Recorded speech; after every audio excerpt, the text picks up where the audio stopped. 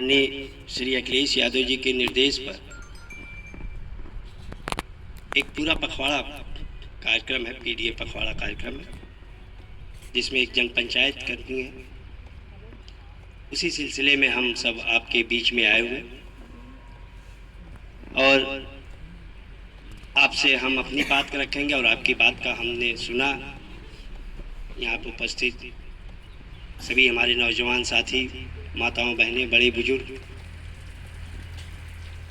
और हमारे सदर विधानसभा के विधानसभा अध्यक्ष श्री वीरेंद्र यादव जी, डॉक्टर नासिर खान साहब, श्री राजन यादव जी, श्री प्रभाकर मौर्य जी, सतीश यादव जी, राकेश यादव जी और सलीम जी, जिनकी अध्यक्षता में ये कार्यक्रम हो रहा है। तो चूंकि समझने की बात है सबसे पहले कि ये पीडीए है क्या और इस पीडीए से हमें और आपको क्या वास्ता है, क्या फायदा है। पीडीए का मतलब है पिछड़ा, दलित, अल्पसंख्यक।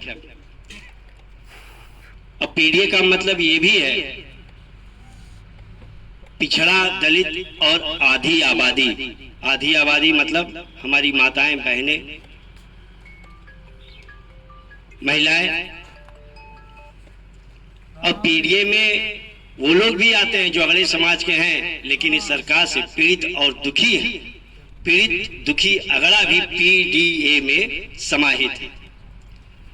तो ये आप इसको ऐसे समझ सकते हैं जैसे आपने पहले सुना होगा कि बहुजन समाज है, कमेरा समाज है, 85% है, जो वंचित समाज है, जो शोषित समाज है, जिनके हक और अधिकार का हनन बड़े लोग हमेशा करते रहे। अभी माता जी कह रही थी कि मिलता तो सब है, लेकिन जो मोदी के बराबर है उनको मिलता है, बाकी आम लोगों को नहीं मिलता है।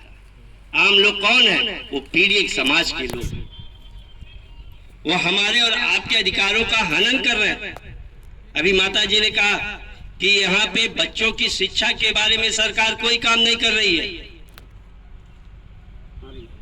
और यही हम तो राष्ट्रीय अध्यक्ष जी के दिशा निर्देश पे जो बातें लेकर आपके बीच में आना चाहते थे, पता चला कि वो बातें आप ही हमको बता रहे हैं। और हमारे राष्ट्रीय अध्यक्ष जी ने कहा कि समाज पीडीए ही हमारा राम है। मतलब ये जो पिछड़ा समाज है, जो ओबीसी समाज है, जो एसटी एससी समाज के लोग हैं, जो दलित समाज के लोग हैं, जो अल्पसंख्यक समाज के लोग हैं, वही समाजवादियों के राम है।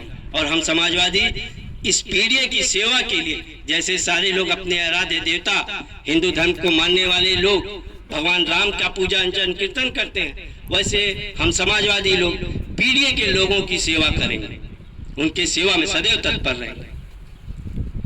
मैं चूंकि यहाँ पे हमारे बड़े नौजवान साथी हैं और इनके आंखों में तो हमारे समझ एक ही सपना होगा कि रोजगार मिले। और माताओं के यही चाहती है कि हमारे बच्चे जो है अच्छी शिक्षा पाएं, उनको अच्छा रोजगार मिले। लेकिन इन अधिकारों का हनन हो रहा है। ये जो भारतीय जनता पार्टी है, ये जो मोदी की सरकार है, ये जो योगी की सरकार है, ये तो हमारे नौजवानों को धर्म के नाम पर, जात के नाम पे बहकाने का काम करती है। लेकिन जब इनके शिक्षा और स्वास्थ्य की बात आती है तो ये भारतीय जनता पार्टी के लोग पीछे भाग जाते हैं। अभी मैं आपको ताजा उदाहरण देना चाहता हूं। अभी कुछ दिन पहले आपने सुना होगा, आपने देखा होगा, हमारे सटा हुआ राज्य है बिहार सरकार, बिहार राज्य है कि नहीं है? वहां पे नीतीश कुमार जी मुख्यमंत्री थे, जो पहले एनडीए में थे, जो भाजपा के द्वारा चल रहा था उस एनडीए में थे। उस समय ये नीतीश कुमार जी ने कहा था कि आज के समय में नौजवानों को रोजगार देना असंभव कार्य है। कहा था कि नहीं कहा था? लेकिन वही नीतीश कुमार जी जब इंडिया गठबंधन में शामिल होते हैं और वहां पे एक तेजस्वी यादव नाम का उप मुख्यमंत्री बनता है, वो जो तेजस्वी की सरकार आती है, वो डंके की चोट पे कहती है कि मैं युवाओं को रोजगार दूंगा। और भर्तियां खोली, केवल बिहार के ही नहीं, आपके उत्तर प्रदेश के, आपके जौनपुर की तमाम नौजवान, नवयुवक और नवयुवतियों को रोजगार मिला। वहां पे आज जाके काम कर रहे हैं। जब उस बिहार की सरकार ने, जब उस तेजस्वी की सरकार ने युवाओं को रोजगार देना शुरू किया, तो मोदी सरकार का को भजन बनना पड़ा बिहार सरकार को। आप सोचो नीतीश कुमार जी को क्या खतरा था, वो इंडिया के गठबंधन से एनडीए में क्यों चले गए? वो इसलिए चले गए क्योंकि भाजपा के लोग नहीं चाहते थे।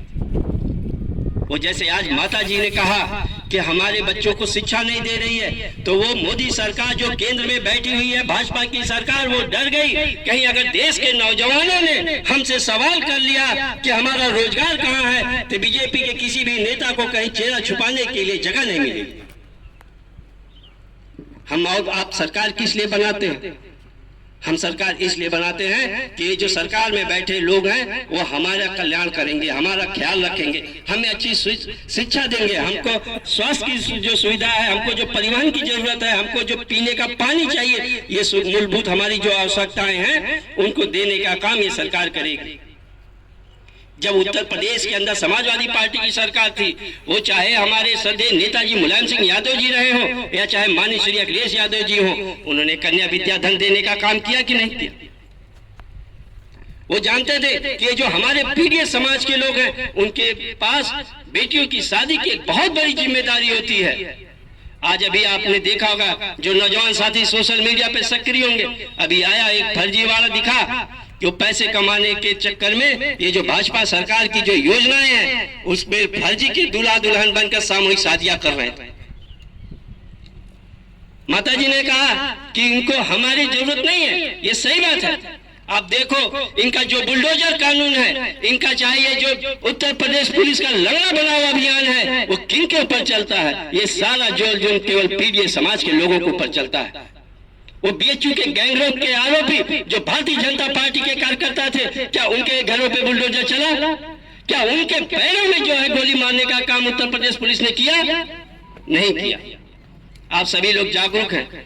आप पुलिस की वेबसाइट आती है, उस पर रोज उनका दिखाया जाता है कि आज जनपद में कहाँ कहाँ क्या क्या कार्यक्रम हुआ, किन लोगों को गिरफ्तार किया गया। आप देख लेना, उसमें सबसे ज्यादा पीढ़ी समाज के लोग, वो आपके घर के आसपास के ही लोग होते हैं, उनको जबरन फंसाया जाता है। और जो उनको चाहने वाले हैं, जो भारतीय जनता पार्टी से जुड़े लोग हैं, जो अपराधी प्रवृत्ति के हैं, जो असली माफिया हैं, उनको छुपाने का काम ये सरकार कर रही है। अगर हम सब लोग, जो बाबा साहब ने संविधान बनाया, हमें और आपको बराबरी का अधिकार दिया, और बाबा साहब ने हमें और आपको एक समाजवादी भारत बनाने का सपना दिखाया। देश के जो संविधान है उसकी प्रस्तावना के पेज में बाबा साहब ने कहा कि हम भारत के लोग समाजवादी भारत की स्थापना के लिए कित संकल्पित हैं। उसी मूल मंत्र को श्रद्धेय नेताजी मानते हुए समाजवादी पार्टी का गठन किया। और आखिर में ये समाजवाद है क्या? समाजवाद यही है कि हम सभी लोग एक दूसरे का साथ देंगे, और जब हम लोग एकजुट होकर एक साथ होकर संघर्ष करेंगे तो निश्चित है जो हमारे दुख हैं, जो हमारे कष्ट हैं, उनको हम खत्म करने का काम करेंगे। आज आप देख रहे हैं कि किस तरीके से ये जो सत्ता में बैठे लोग हैं वो हमारा और आपका शोषण कर रहे हैं, हर तरीके का वो भेदभाव कर रहे हैं। और जिस दिन इस प्रदेश के अंदर समाजवादी सरकार होगी, इस देश के अंदर समाजवादी सरकार होगी, उस दिन किसी प्रकार का भेदभाव हमारे और आपके बीच में नहीं होगा। वो चाहे किसी भी जाति का हो, चाहे किसी भी धर्म का क्यों ना हो, चाहे वो महिला हो, चाहे वो पुरुष हो, चाहे वो छोटा हो उम्र में या बड़ा हो, किसी भी प्रकार का भेदभाव समाजवादी भारत में नहीं होगा। यही हमारा संविधान भी हमको यही सिखाता है। यही हमारे बाबा साहब ने संविधान में भी लिखा है कि सबको बराबरी का दर्जा है, सबको मौका बराबर मिलेगा।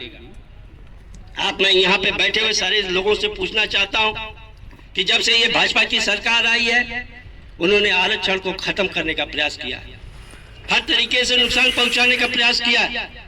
आप बताओ कि कोई आपने देखा है कि ये आरक्षण के नाते कितने हमारे समाज के जो पीढ़ी समाज के लोग थे, वो चाहे ओबीसी समाज से हो, वो चाहे एसटी/एससी समाज से हो, वो चाहे अल्पसंख्यक समाज से हो, ऐसे लोग जब सरकारी नौकरी पाए, चाहे चपरासी बने, चाहे अधिकारी बने, चाहे मास्टर बने, उनके परिवारों की तरक्की हुई। या इस समाज के लोग अगर विधायक बने, सांसद बने, प्रधान बने, क्षेत्र पंचायत सदस्य बने, जिला पंचायत सदस्य बने, सभासद बने, तो ऐसे परिवारों की तरक्की हुई। लेकिन ये कब संभव हुआ? जब वो आरक्षण मिला। आप बताओ कहीं अगर एसटी/एससी का आरक्षण नहीं होता तो आपके समाज का कोई व्यक्ति सभासद या विधायक या सांसद हो पाता? उस आरक्षण को भी खत्म करने का प्रयास ये भारतीय जनता पार्टी के लोग कर रहे हैं। ये जो 2024 का लोकसभा का चुनाव होने वाला है, ये हमारे और आपके लिए बहुत ही महत्वपूर्ण है। ये महत्वपूर्ण इसलिए है क्योंकि अगर इस बार भारतीय जनता पार्टी के लोग केंद्र की सरकार में बैठते हैं तो ये बाबा साहब के संविधान को खत्म करने का काम करेंगे। ये ऐसी स्थितियां पैदा कर देंगे कि आज उसके 24 के बाद फिर कोई दूसरा चुनाव ही ना, वो आपके सारे हक और अधिकार छीन के लेकर बैठ जाएंगे। इनकी चाहे जितनी भी योजनाएं चलती हैं वो हमारे और आपके पैसे से चलती है। वो जो पीडीए के लोग हैं उनके ही जो आप सरकार को टैक्स देते हो उस पैसे से ये सरकार चलती है, लेकिन कहा जाता है कि मोदी दे रहे हैं। यहाँ पे ब्लॉक पे लगा होगा, हमारे समझ से एक बोर्ड लगा होगा कि मोदी गारंटी, लिखा है कि नहीं लिखा है? अब मोदी एक जाति शब्द का सूचक है, जैसे यादव है, सोनकर है, गुप्ता है, वैसे ही मोदी एक जाति का सूचक शब्द है। और हमारा जो बाबा साहब का संविधान कहता है कि हम लोग ये आपस में ये जात पात भेदभाव हटाने का काम करेंगे। इसीलिए एसटीसी एक्ट लगाया गया कि अगर कोई किसी के जात के नाम से संबोधित करता है या कोई भी सरकारी योजना किसी जात के नाम से नहीं चल सकती है। लेकिन आप देखो ये मोदी गारंटी का बैनर लगा हुआ है कि नहीं लगा हुआ? वो मोदी की गारंटी का जो बैनर लगा हुआ है वो किसी व्यक्तिगत आदमी का नहीं है, वो उत्तर प्रदेश के जनसंपर्क और सूचना विभाग का है।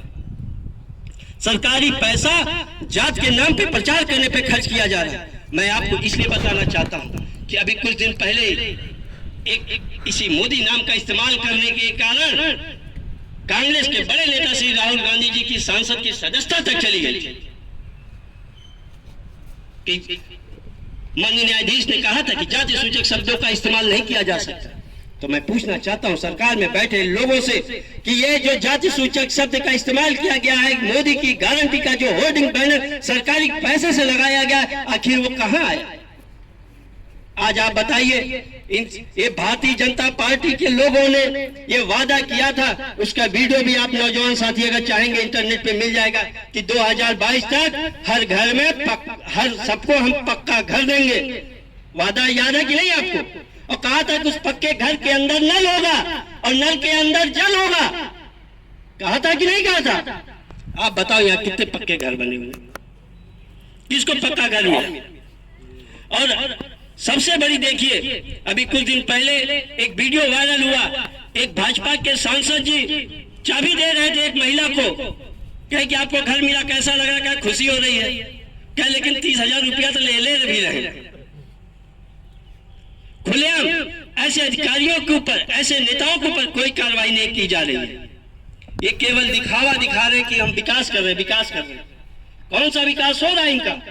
इनका विकास हो रहा है कि 300 रुपए का जो एलपीजी सिलेंडर था वो 1000 रुपए का पहुंच गया, ये इनका विकास है।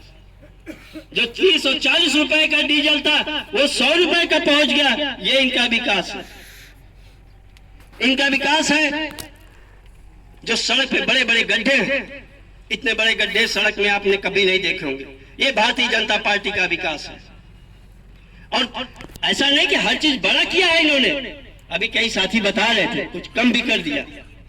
जहां 50 किलो की बोरी आती थी यूरिया का, उसको 40 किलो कर दिया, कहते हैं कि विकास कर दिया। ये भारतीय जनता पार्टी के लोगों का विकास है, ये है मोदी सरकार का विकास। तो हम सबको आने वाले चुनाव से पहले अपने आप को जागरूक करना होगा। ये हमको अपने अधिकार के लिए है।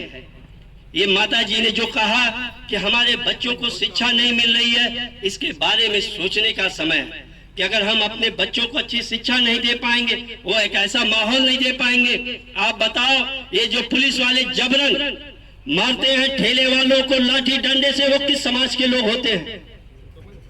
वो पीड़ित समाज के लोग होते हैं। आज अगर राष्ट्रीय अध्यक्ष माननीय श्री अखिलेश यादव जी कह रहे हैं, उन्होंने देखा है, उन्होंने समझा है उनके दुखों को। भारतीय जनता पार्टी के लोगों का इलाज अगर डेंगू जैसी बीमारी होगी तो भी वो एम्स में जाके करवा लेगा, लेकिन आपको यहाँ सदर हॉस्पिटल में इलाज कराने के लिए जगह नहीं मिलेगी। इस भेदभाव को खत्म करना है।